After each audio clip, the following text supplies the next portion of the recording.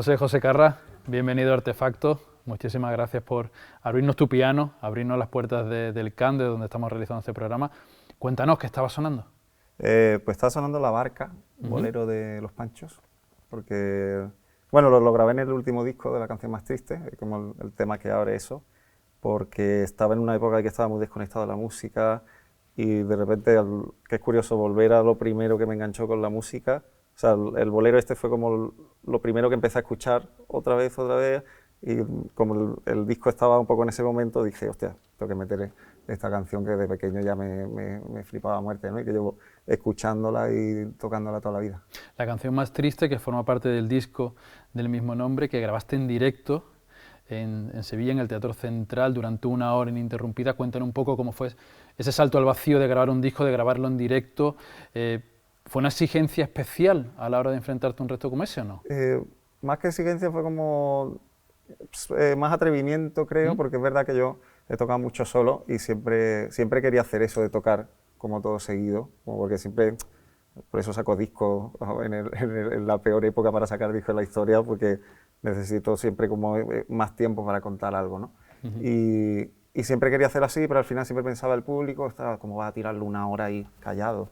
No, pues voy a tocar. Y ese día, como me daba un poco todo igual, dije, venga, voy a hacer lo que Dios quiera. Ya está, me apunté 10 minutos antes de lo que iba a tocar, más o menos.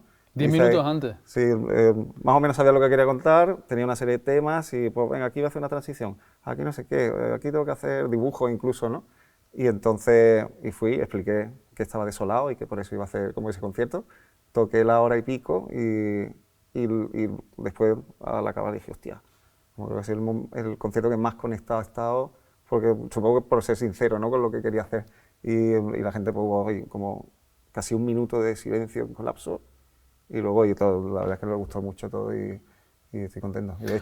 Me has comentado lo que querías contar. Siempre hay un afán, no sé si narrativo, pero un poco el querer contar una historia, creo yo, bueno, Sí, en cada uno de tus discos. Hablabas de ese inicio y ese cierre que a mí me recuerda, por ejemplo, a Satélite, que es un disco que se escucha como un bucle, es decir, que la última canción del disco enlaza la parte final con la parte primera de la primera canción. ¿Ha habido, por tu parte, desde el punto de vista creativo, esa especie de afán narrativo de querer contar una historia en cada uno de los discos? Sí, siempre, y yo creo que no era ni consciente, o sea, lo hacía porque me gustaba y porque también siempre necesitaba algo como externo para poder organizar todo, ¿no? Ya sea a nivel más literal, pues si estoy hablando de las órbitas, no sé qué, que son circulares, pues a lo mejor hago un disco circular, hasta cosas más metafóricas de eso, pues tonalidades que yo las asimilo a una cosa o a otra. Entonces, yo siempre he tenido textos y libretas antes de hacer los discos que luego tirabas y ni siquiera los contaba. En los últimos ya empezaba a soltar pistas, ¿no? Y entonces siempre he necesitado hostia, ¿qué quiero decir con esto, no? No tocar temas así al azar, ¿no? Si, por ejemplo, en este caso yo siempre grababa música mía. En este caso, que estaba tocando también música de otra gente, necesitaba que estuvieran explicando lo que yo quería decir también, ¿no? ¿Y qué satélite o qué planeta nos traerías ahora mismo aquí a la memoria? Pues, mira, en Satélite, por ejemplo, el tema Satélite está basado en una fórmula, porque yo cuando lo hice, lo iba a hacer en la pandemia, lo pospuse, y entonces decidí estudiar física por internet, o sea, una locura, de las mías. Y era inviable, pero leí muchas cosas divertidas y había los puntos de Lagrange, que es como si tienes la Tierra y la Luna, hay varios puntos en los que por la gravedad y la atracción puedes tener un satélite sin energía, que flota solo, no en unos puntos así, eso. Entonces cogí una serie de acordes de 3 notas en las que siempre se queda una fija por la atracción como de las otras dos, ¿no?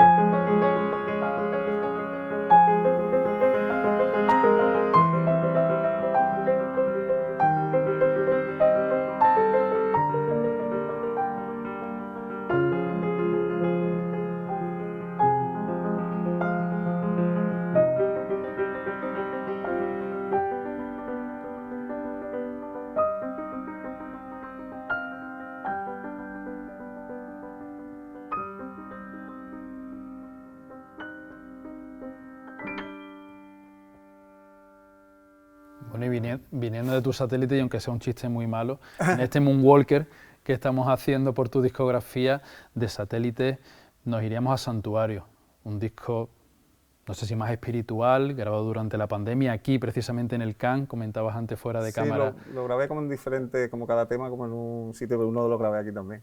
¿Y tú crees que tu trabajo es más espiritual o más introspectivo o no necesariamente?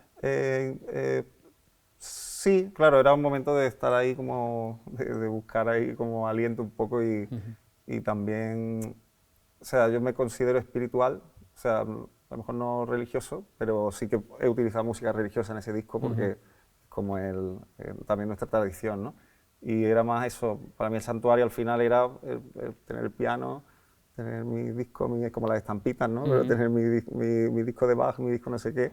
Entonces utilicé un poco como esa inspiración para hacer, pues utilizaba fragmentos de Requiem de las misas y eso, y grabé, por ejemplo, un disco, o sea, un tema en mi habitación, con todos los ruidos de un piso en mitad de Málaga, un tema aquí, un tema en la tienda de piano, todo donde podíamos escaparnos para grabar un poco eso, ¿no?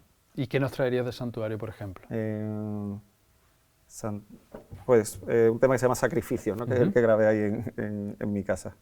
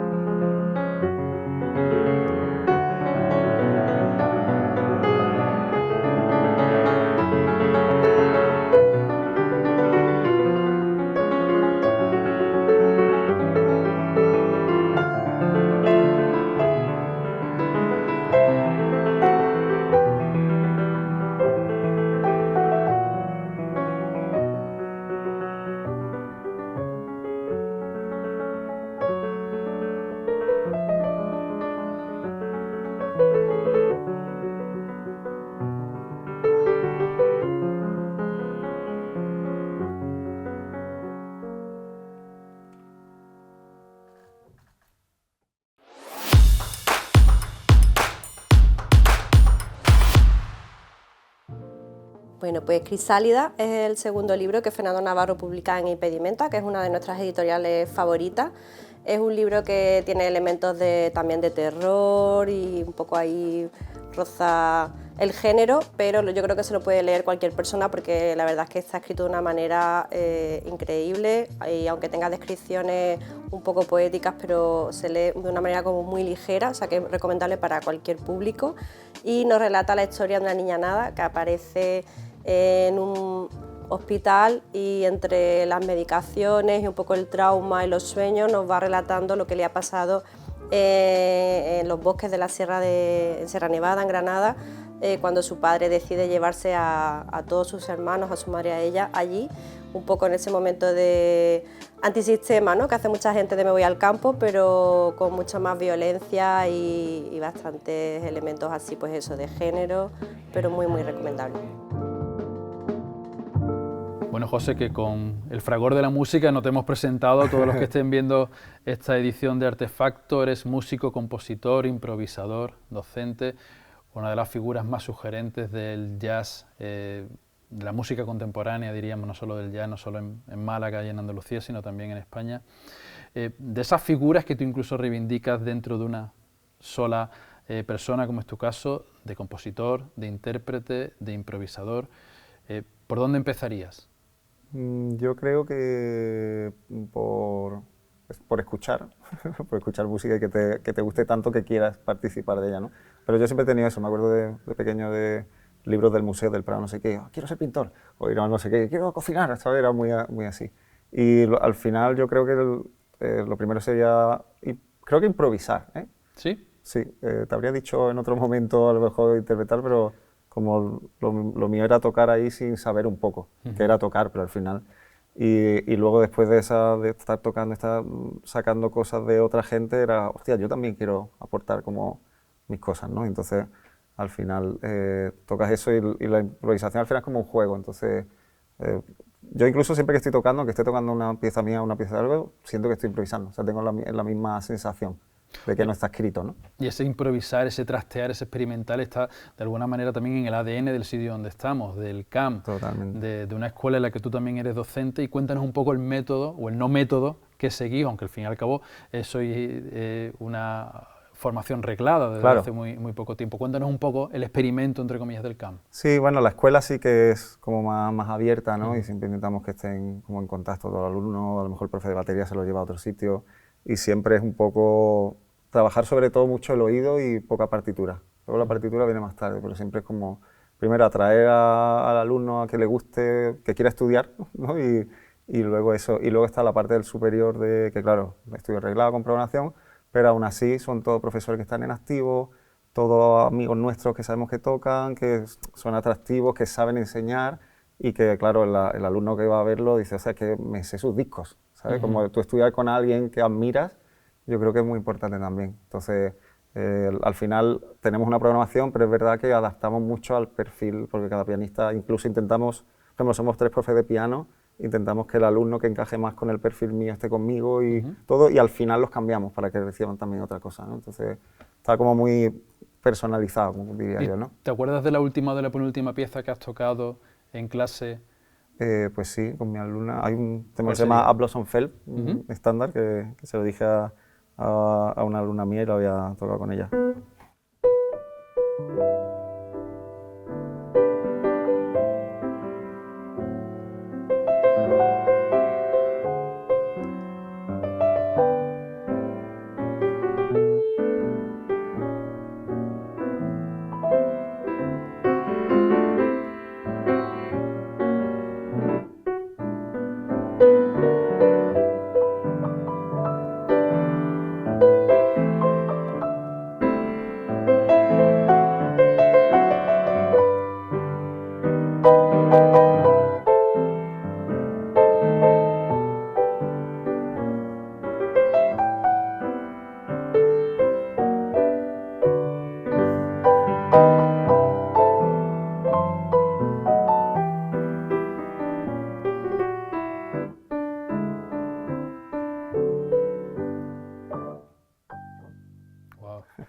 Bueno, y te escuchamos, te tenemos aquí tan cerquita, pero te has ido de gira con mitos del jazz contemporáneo, Sheila Jordan, Lee Kunitz, Javier Colina, Perico Zambit.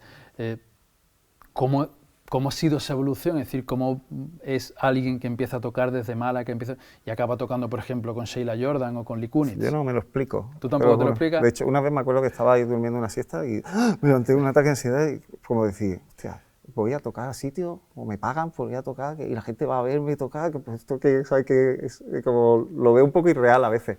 Y más eso, por ejemplo, lo de Sheila Jordan. O sea, esas cosas pasan porque vienen a lo mejor de gira a España y no traen músico, entonces cogen a músicos de aquí. Entonces, pues si va a un sitio y, pues hay que buscar un pianista, pues me llama. Y en el caso de Sheila, pues que ya desde el principio hay una amistad ahí terrible y ya hemos estado como, llevamos 5 años o por ahí tocando juntos. Sheila Jordan, recordemos, 96 años. 96 años. Mi mejor amiga tiene 96 años y su hija 78, Ojo. Wow. Pues tráenos algo que toques con Sheila, que hayas tocado con Sheila, porfa. Pues sí, voy a tocar porque hicimos un concierto con la Orquesta Joven de Andalucía y le regalé por su cumpleaños, porque nunca había tocado con orquesta, y me la traje para que tocara con orquesta y le hice arreglos de eso, ¿no? Wow. Y uno de sus temas era de Nearness of You.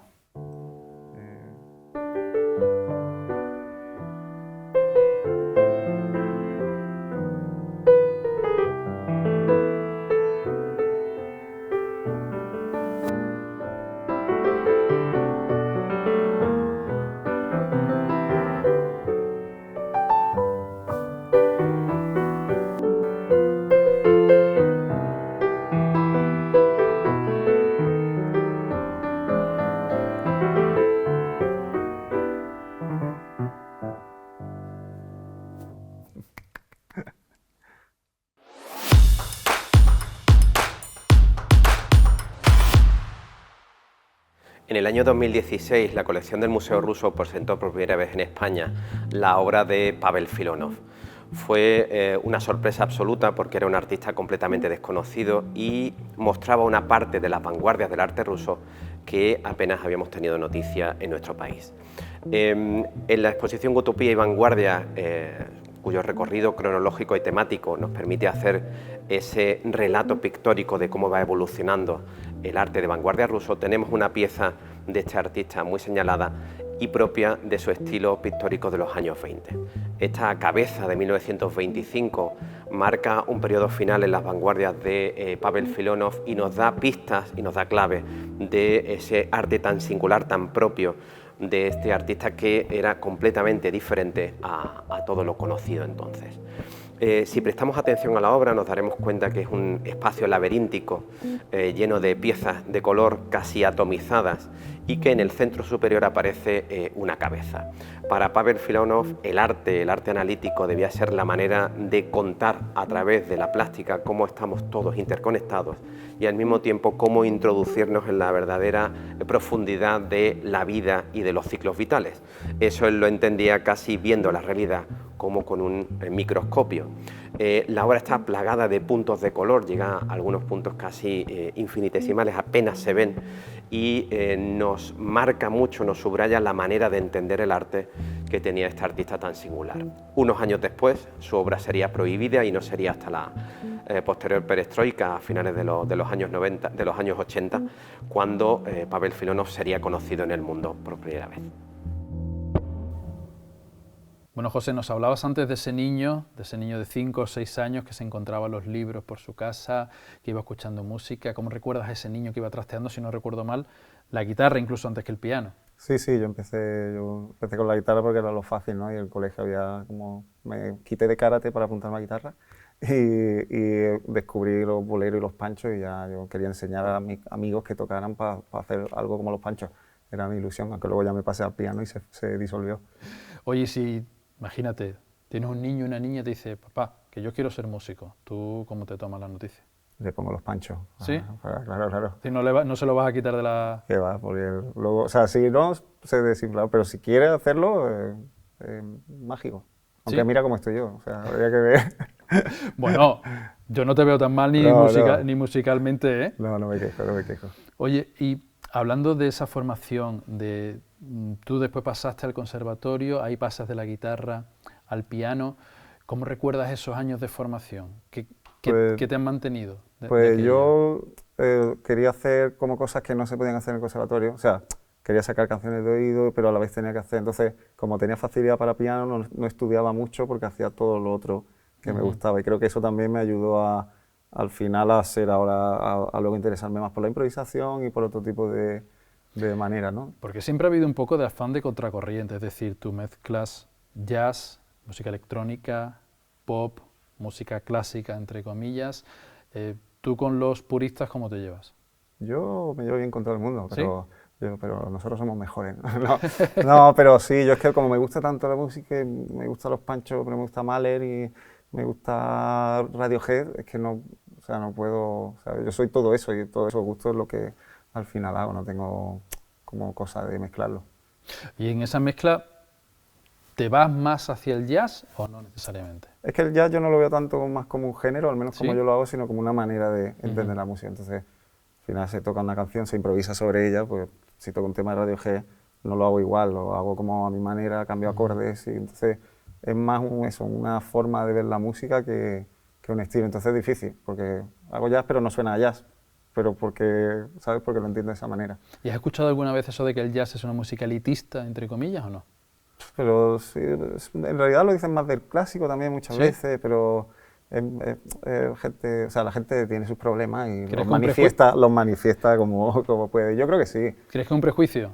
Sí, porque no... O sea, de hecho el jazz está mucho más al alcance de eso que a lo mejor, qué sé, una ópera o alguna cosa así que supone que tienes que tener más dinero para empezar. El jazz está mucho más como asimilado en esos sitios, más de bares, como más accesible, ¿no?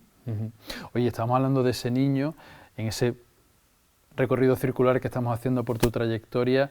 Me comentabas antes fuera de cámara que estás explorando un territorio creativo que hasta ahora no habías tocado, que era la interpretación musical junto con la interpretación vocal en este caso. Sí, lo de vocal todavía me arrepentiré, creo, pero o sea, la novedad es como escribir letras, que nunca lo he hecho, ¿no? Y también volver a engancharme un poco a la música después de 2 años ahí más turbulentos a través de canciones. Entonces ahora estoy como jugando otra vez, pero lo curioso es que haya vuelto al inicio, ¿no? De cómo yo me enganchara a la música, haciendo ranchera, bolero, o sea, voy a acabar con mi carrera, pero me lo paso bien, por lo menos. Seguro que no, pero por lo menos vamos a acabar con el programa de Artefacto. ¿Te parece si acabamos con una de esas composiciones en las que estás trabajando ahora? Perfecto, ya si lo hago muy mal, o sea, me frenáis Vale, para no cortamos. destruir mi carrera, ¿vale?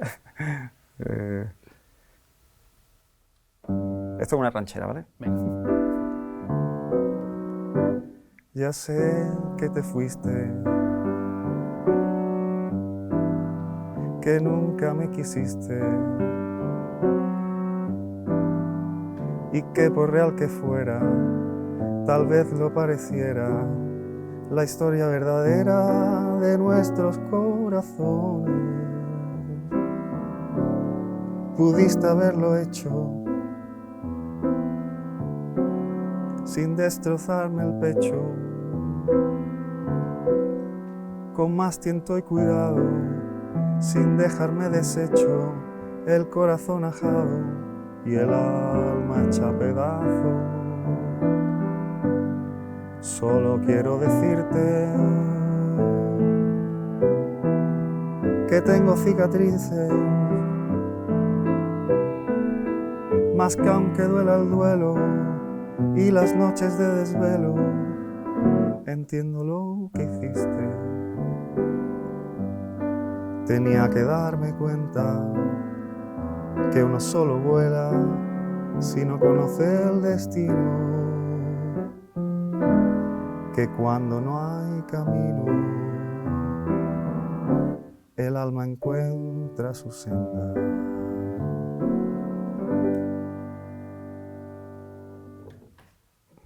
Bravo.